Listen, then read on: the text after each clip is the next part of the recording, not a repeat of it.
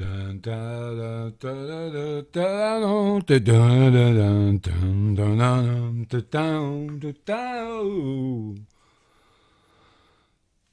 de la lecture d'un article susceptible de nous intéresser. Art. Grande manifestation pour les arts.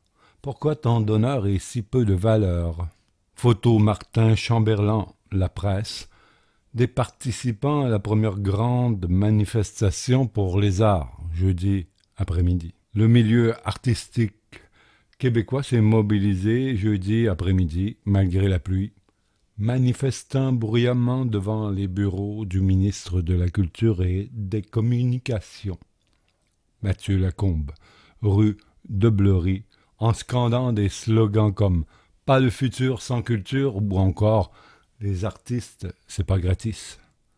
Un article de Jean Siag, La Presse.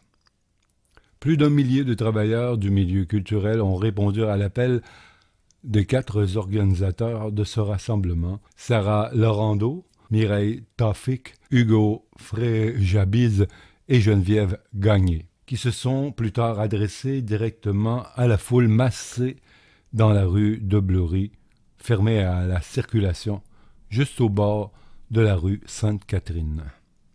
Un mausolée avait été mis à la disposition des participants afin qu'ils déposent des objets liés au projet non financé par le Conseil des arts et des lettres du Québec, CALQ, qui a reçu une enveloppe de 28 millions sur 4 ans pour bonifier ses programmes dans le dernier budget de Québec. Les 4 instigateurs de cette première grande manifestation réclament une révision à la hausse des fonds alloués aux arts. On demande 100 millions de plus dans le budget du calque, a précisé Sarah Laurando, actrice et DJ, qui s'est dite confuse, furieuse, inquiète et épuisée dans son allocution. Les messages ne manquaient pas d'originalité, libre d'être en crise. J'aurais voulu être un artiste payé. Être ou ne pas être payé, telle est la question. Il ne restera pas toujours la culture. La cantatrice pauvre. Plus d'1 millier de travailleurs du milieu culturel ont répondu à l'appel. Au grand étonnement des manifestants, le ministère Mathieu Lacombe a sorti son impair et s'est mêlé à la foule pour écouter les allocutions des artistes qui se sont relayés au micro pour dénoncer le sous-financement des arts. Interrogé par la presse, M. Lacombe s'est dit sensible aux doléances du milieu. « Je suis venu les écouter », a-t-il dit. « Je comprends qu'ils auraient souhaité davantage dans le budget, mais c'était un point de départ. Le deuxième geste, je l'ai déjà indiqué, c'est de trouver des sommes additionnelles à l'intérieur des budgets qui me sont impartis. » Le ministre Lacombe a insisté sur le fait que le budget du calque avait augmenté de 35% depuis 2018, bien au-delà de l'inflation qui a augmenté de 22% durant la même période. Maintenant, je comprends que les besoins sont là et je suis en train de chercher des sommes supplémentaires, a-t-il dit, estimant que la députée solidaire Ruba Ganzal exagérait lorsqu'il disait qu'il méprisait la culture. Le ministre de la Culture et des Communications, Mathieu Lacombe. Questionné pour savoir si une enveloppe de 100 millions sur 4 ans était réaliste, le ministre a voulu baisser les attentes. Ce ne sera assurément pas 100 millions, mais je pense qu'on pourra faire un pas supplémentaire pour bonifier le budget du calque, a conclu le ministre. Une annonce pourrait être faite en ce sens dans quelques jours, a-t-il précisé avant de poursuivre ces discussions parfois musclées avec des artistes venus manifester.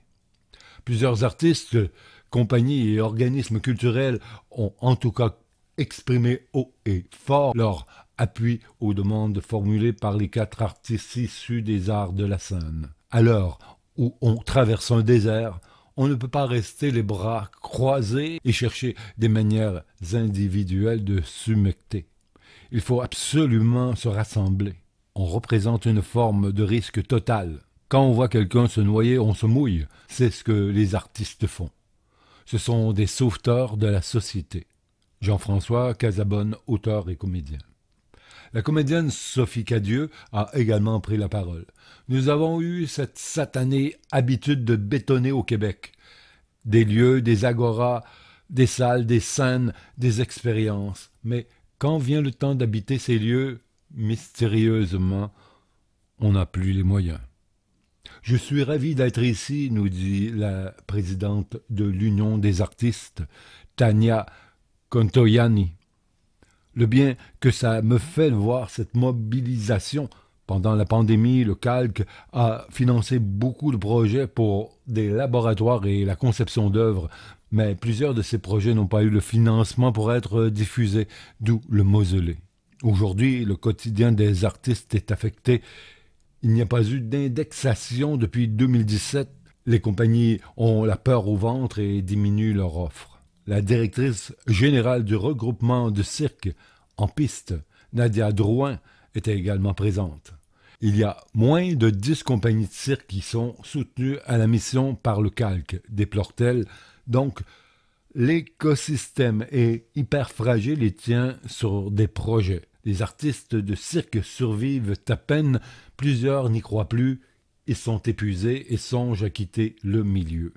En plus, il y a eu une diminution de 30% des représentations à l'international. Ça, c'est pour les compagnies privilégiées qui reçoivent de l'aide. Donc, c'est pas un moment joyeux.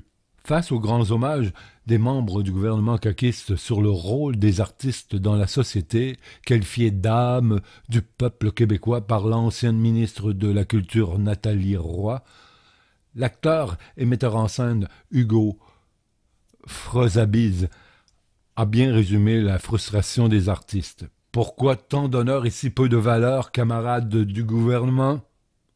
D'autres manifestations sont prévues en mai et en juin. Mais les discussions se poursuivent avec le cabinet du ministre de la Culture et des Communications.